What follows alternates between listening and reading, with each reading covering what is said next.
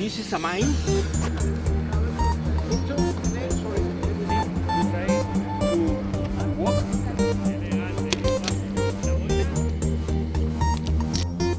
Since 8 October, we can find more ammunition in the terrain because there are shooting of both sides, and we can find rockets, projectiles, and different kind of ammunition.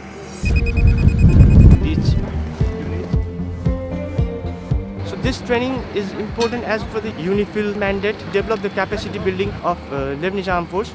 This training helps to enhance the operational capabilities between the UNIFIL units and with the Lebanese Armed Force. In this training, we can get ourselves educated, more information, so we can be more aware of the unexplosive things, so we can be safe and then keep our peacekeepers' safety while we are doing patrols.